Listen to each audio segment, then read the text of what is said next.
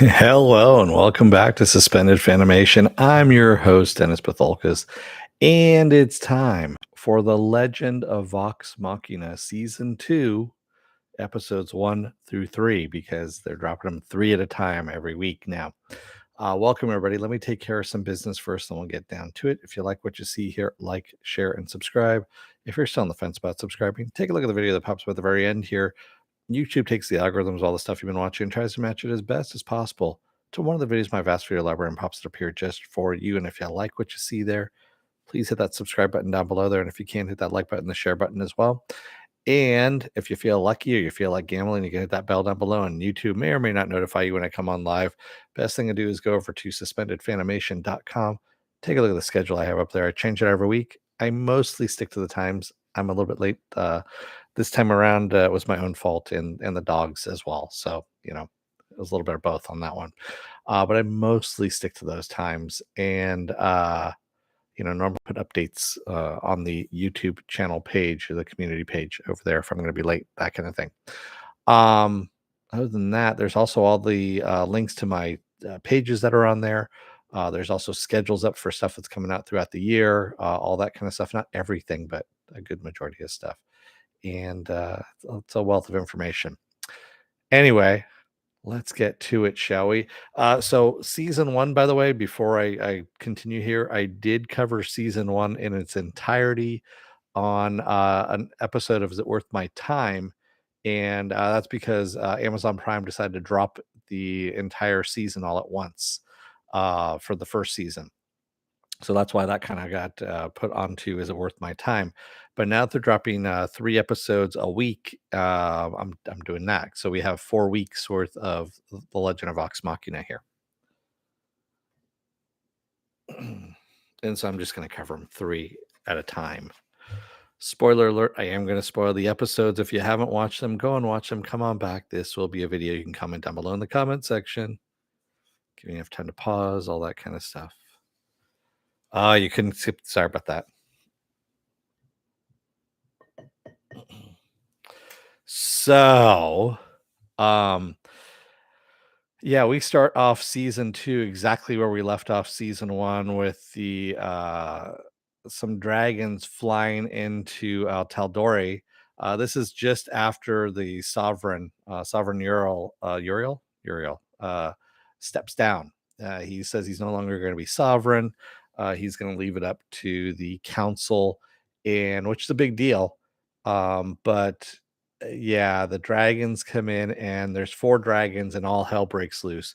One breathes ice, one exudes fire, one exudes acid, and I forgot what the 4th one does at this point, but basically they're all destructive motherfuckers, and they proceed to pretty much just destroy tal'dorei and everyone who's associated with it. The other one was poison gas. That's what it was. The 4th one was poison gas. Now I remember. And our group are, the Legend of Vox Machina, they escape. Well, they're going after now I'm blanking on his name, the guy who owns the store with all the magical items. And I am Jarrett. There we go. No, Gilmore. That's who it is. Gilmore. So yeah, they go after Gilmore, or they're going to Gilmore's store, and basically Gilmore's store gets razed to the ground. He tells them to take whatever they need, and of course they're grabbing whatever they can, and they need to get the fuck out of there. So of course they go to their keep. They get transported over to their keep, or Gilmore transfers them over there, and the dragons get wind of this, of course, after people come to their keep for safety, and the dragons proceed to rip the shit out of that as well. So they have to escape to Percy's homeland through the trees, and yeah, Keyleth actually opens up a portal between the trees and gets them the hell out of there. And I mean, this is fucked. So this may or may not be directly related to them killing Brimscythe. Remember in the first season, they killed that blue dragon that was harassing tal'dorei, and So yeah, this may or may not be related to that. The dragons who announce themselves as the Chroma Conclave have not basically have not said why they're there, other than that they are going to that the age of mankind has ended and their age is coming back again. And yeah, it's pretty dire at this point. Penn says, I suspect they were cashing in on the House of the Dragon's popularity, but they couldn't have planned for that. No, I don't think they were. I think so the dragons that came in at the end of season one was before House of the Dragons was even announced for HBO Max. So I don't think it was a coincidence. Yeah, I think it was more of a coincidence than it was a set thing, I should say. Yeah.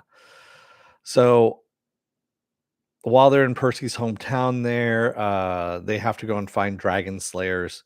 So they're going to go over to Vasselheim, which is on the pretty much on the other side of the world there, and they need to find basically they need to implore Vasselheim. Supposedly Vasselheim has a huge army, might have some dragon slayers, and they need to find out if they can get dragon slayers and weapons for all of this as well. And Vasselheim is basically all the holy people are. So all the religions are all in this one area. And they get there and are turned down. Basically, Vasselheim says, "You know what? We're far enough away. That's what Vasselheim's good at is we survive. And if they do come to our front door, we've got weapons and whatnot, and we'll take care of ourselves. Good day. Have a nice day. Fuck off." Yeah, and so they kind of get kicked out at that point and end up going well, they end up having the idea, I should say Vex has the idea. Bidet, yes, bidet. Thank you, and bidet, as Krog says. Oh man. So um yeah, Vex has the idea of going to the Slayer's Take, which is a den of so Vasselheim used to be surrounded by monsters until the Slayers Take took care of all these monsters that were around Vasselheim. Um, the thing is, though, Vex and Vax have a history with the Slayers Take in that they screwed them over and they're wanted by the Slayers Take. Grog, in the meantime, has wandered off because Grog, being Grog, he has something shiny and he's gone, and he runs into a warrior temple and ends up getting his ass kicked, but sets him on a path supposedly to becoming a warrior monk or a warrior religion. We don't know exactly what, but that is where he's going with his path. In the meantime, the rest of the group ends up meeting the patron of the Slayer's Take, which is a sphinx named Osira. And Osira basically tells them first she fucks with them and tells them that they all don't rely on they don't they mean nothing to themselves. Basically, why are you fighting is what she says. That's what she's trying to get at.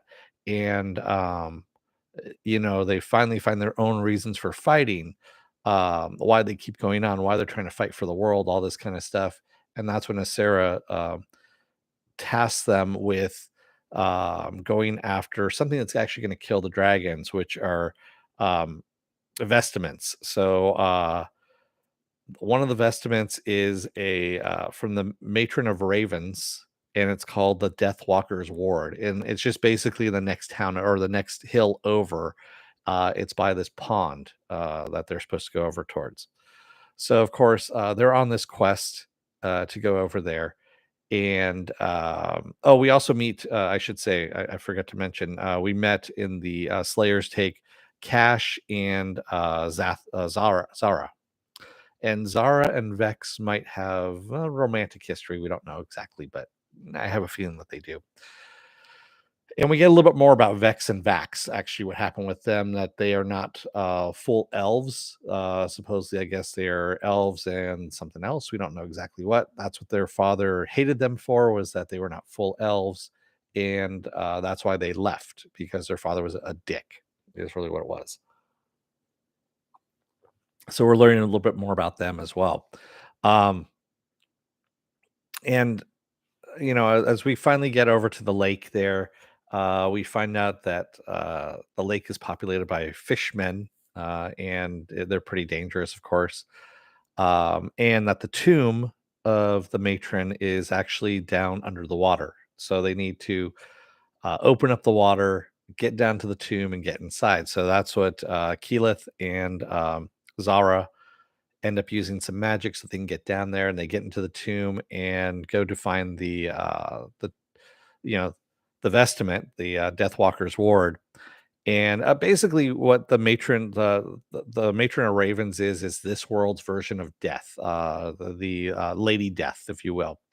And she was supposed to be Death's warrior, essentially, is what she was supposed to be. And when she died, she was buried with this Deathwalker's ward, and supposedly it is one of the vestments that can take down dragons. So um, they get down there and they get separated, of course, because there's a whole bunch of booby traps inside the sunken tomb. And they finally accidentally open up the tomb, or find the tomb of the matron. And of course, Percy touches it and activates it, and may or may not have killed Vex, because Vex, right now at the end of episode 3, is, for all intents and purposes, dead. I doubt she's actually dead. I think this is part of how the Deathwalker's ward works, is that it needs to kill the host first, or make it look like they're dead, bring them into whatever, basically run them through the program, is how the Deathwalker's ward works, and then we go from there. So that's where we're at. They're all down the sunken tomb.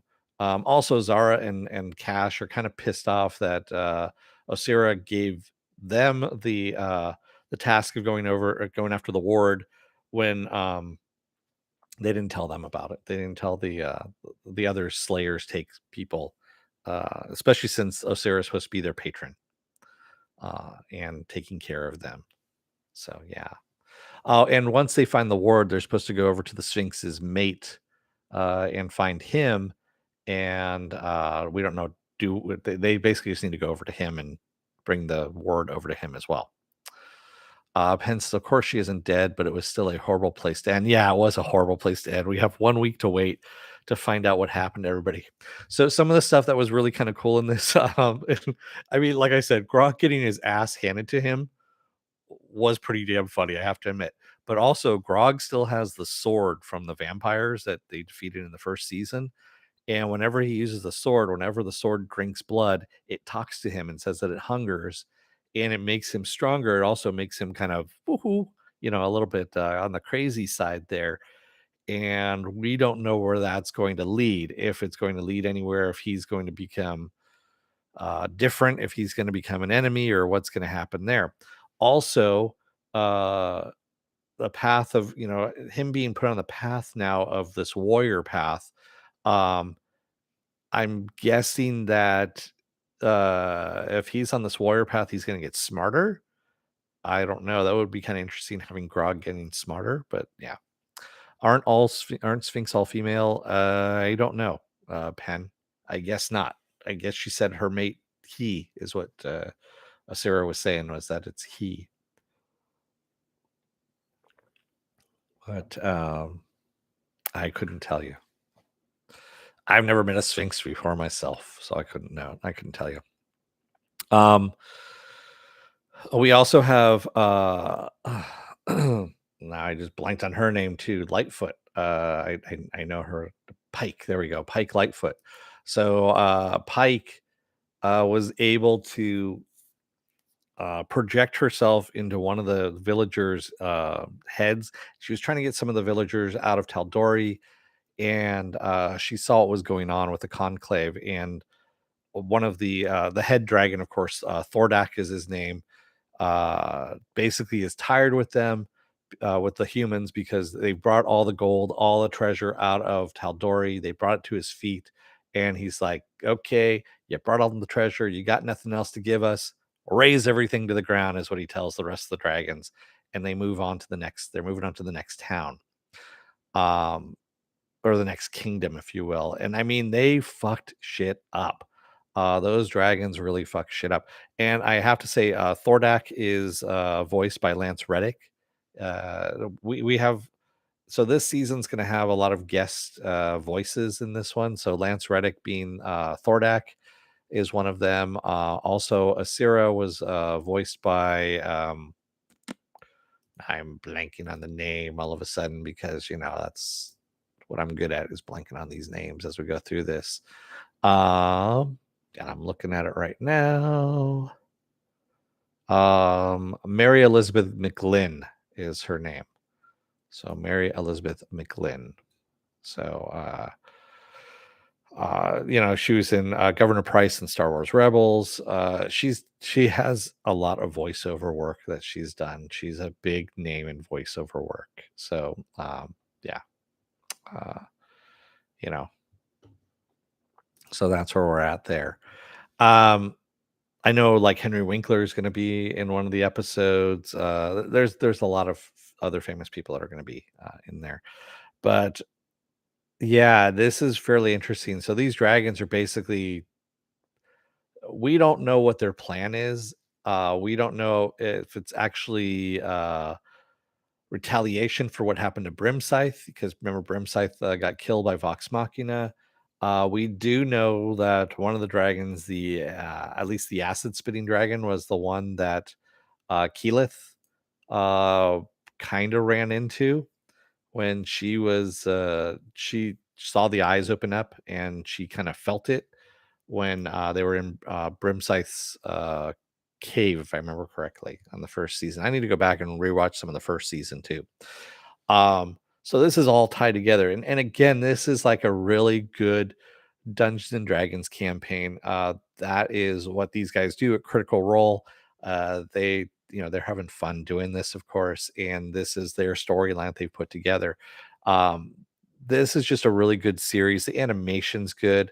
The storyline's good. It's brutal at times too. I mean, they don't skimp on the gore. They don't shy away from it either. And this is a really good series. If you're not watching it, you should. I mean, you really should be watching this. So, as I said before, and if you go back to "Is It Worth My Time?" I did the first season of The Legend of Vox Machina in there, and I did say it was worth your time on that one. And it hasn't lost a step. And I believe they've been greenlit for 3 seasons already, I think. So yeah, I believe we have at least a season 3 up there. Amazon's been pretty good about their animated series. I know that Invincible just got greenlit for 2 more seasons. And I think beyond the second season. So I think they're up to 4 seasons now they are greenlit for. Um, so yeah, I'm liking where Amazon's going with this. Amazon is doing a lot better than HBO Max right now. HBO Max is just sucking at their animation, who they have doing animation right now, especially Velma. By the way, stay away from Velma if you can. That is a horrible, horrible show. And yeah, it's just, oof, yeah. I'm not going to go into it just because all I'll say is there's no redeeming characters. None of them are any good. The storyline sucks. The humor isn't there. And yeah, it's a hateful show. It just kind of exudes hate. So it's kind of a weird thing. In opposite of this show, which The Legend of Vox Machina, which actually has some really good vibes to it and fun, even though it's really gory and violent at times too, but it's really funny too. I mean, the whole thing with Scanlan making a giant butt for them to fall into when they get to Vasselheim, and they end up in a tree that's on a cliff, and they fall out of the portal, and as they're falling, he makes a giant butt for them to fall into, and Grog falling right into the butthole, thinking that he's fallen into boobs. Oh my god. That's just some funny shit. It really is. So, what else do I have going on for the rest of this week? Well, tomorrow, hopefully, will be the Sunday edition of Saturday Morning Blast Off, where I take the genre news of the week and any other genre stuff you guys want to talk about. We talk about it. Monday will be The Last of Us. That's right. I'm doing it on Mondays because it airs late for you guys on the East Coast on Sunday nights. And also, it just doesn't work right for me doing it right afterwards. Tuesday will probably be another episode of Is It Worth My Time? I don't know what I'm doing as of yet. I've got a couple different things that are in the works that I can probably pull out of my ass. Sure. Yeah, that's usually what I end up doing with those. Um, Wednesday is going to be The Bad Batch. Thursday I'll be off. I'm thinking about moving The Legend of Vox Machina to Fridays because they usually release them on Thursday nights. And so I'm probably going to move that over to Friday, is what I'm going to do and do it that way. I know there's something else coming up as well. Let me see here. If you go over to suspendedfanimation.com, you can actually see the schedule up there, and then also you'll see the future stuff where stuff is coming out here. No, there's really okay. There isn't anything coming out. Okay, I lied. Not until March, really. That's the Mandalorian season 3. There is Ant-Man and the Wasp: Quantumania. I do have my ticket already, so I'm gonna go and see that on the 16th. I know it comes out on the 17th, but they always do it the night before, so I'll be seeing that. Um, and also the reason for moving The Legend of Vox Machina to Fridays anyway. Saturday, well, at least next Saturday, I'm gonna be going over to a live show of the roast of Bruce Campbell. So this is something. So in San Francisco, they have the SF Sketch Fest, is what it's called. It's usually like a month long um, bunch of comedy shows that happening all around the city, and like I believe Cheech and Chong are doing there's a tribute to Cheech and Chong, and they're going to be there, of course, on Tuesday night. I just can't do it because it's Tuesday night. It's right in the middle. Yeah, but there's all kinds of stuff that's happening, and one of them is going to be the roast of Bruce Campbell. Elvira is going to be there. Dana is going to be there. From Ash versus Evil Dead. There's going to be a whole bunch of guest hosts that are going to be there roasting Bruce Campbell. It's all going to be live. It's going to be kind of fun. So I had bought my ticket like a year and a half ago, something like that, and they canceled it because of COVID last time, and then they rescheduled it. So that's what I'm doing next Saturday. Anyway, you don't need to know that, but still. So with that said, I'm going to let you guys go for the night. Thank you to everybody who joined me tonight in the chat, and thank you if you made it this far in the video. If you're still on the fence about subscribing, you know who you are out there, Morks.